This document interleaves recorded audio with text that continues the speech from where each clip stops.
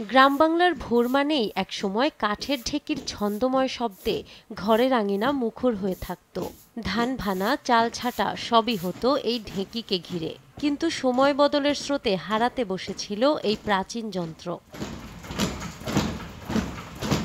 তবে এবার সেই ঐতিহ্যই নতুনভাবে আলোড়ন তুলেছে মানিকগঞ্জের ঘিওর উপজেলায়। কান্দারিয়া এলাকায় দুটি আধুনিক বৈদ্যুতিক ঢেকি স্থাপন করে নতুন সম্ভাবনার দুয়ার খুলেছেন উদ্যোক্তা আক্তার হোসেন। প্রথমে নিজের হৃদরোগজনিত সমস্যার কারণে ডাক্তারের পরামর্শে খাদ্য চাহিদা থেকেই ঢেকি ছাঁটা চাল উৎপাদন শুরু করলেও এখন প্রতিদিন তার ঢেকি ঘরে ভিড় করছেন বিভিন্ন এলাকার মানুষ। আমি বাজার থেকে চাল কিনা এনে খাইতাম, ওই রং উঠে যাইতো, ভেজাল পাওয়া যেত।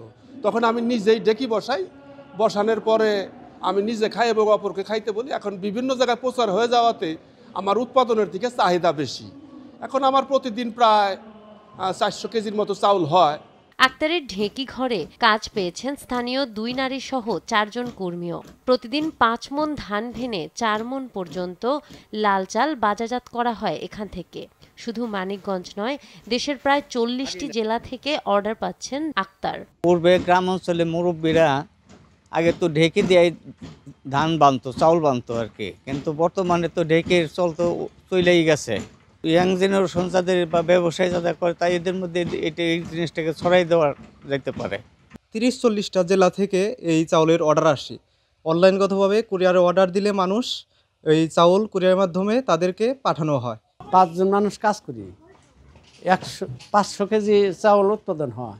চাহিদা খুব ভালো, 100 টাকা কেজি বিক্রি করি। আগে দেখছি মা দাদিরা খালারা এই ঢেকিতে পার দিয়ে চাল তৈরি করত। এখন ঢেকিতে পার দেওয়া লাগে না, এখন কারেন্টের সাহায্যেই এই ঢেকির চাউল তৈরি হয়। ঢেকি ছাটা চালে থাকে তুষের আস্ত মোরগ, যেখানে ফাইবার, ভিটামিন বি, ম্যাগনেসিয়াম ও অ্যান্টিঅক্সিডেন্ট সহ রয়েছে দেহের জন্য উপকারী নানা পুষ্টি। বাজারের অনেক সাদা চালে রাসায়নিক ব্যবহারের অভিযোগ থাকলেও এই ঝুঁকি নেই ঢেকি ছাটা চালে। স্বাস্থ্য সচেতন মানুষ তাই আবারও ফিরে আসছেন এই নিরাপদ ও ভেজাল মুক্ত খাদ্যের প্রতি। আমাদের অন্যান্য যেগুলো চাল আমাদের বাজারে আছে, অনেক সময় কেমিক্যালি প্রডিউস হয়, সেই ক্ষেত্রে কেমিক্যাল একটা পয়জনিং শরীরের মধ্যে কিছুটা ইফেক্ট ফেলতে পারে, কিন্তু ঢেকি ছাটা চালের মধ্যে যেহেতু ফাইবার, মাল্টিভিটামিন আছে, এটা আমাদের স্বাস্থ্যের জন্য উপকারী। ঐতিহ্য আর আধুনিক প্রযুক্তির মেলবন্ধনে নতুন সম্ভাবনার আলো দেখাচ্ছে ঢেকি ছাটা লাল চাল।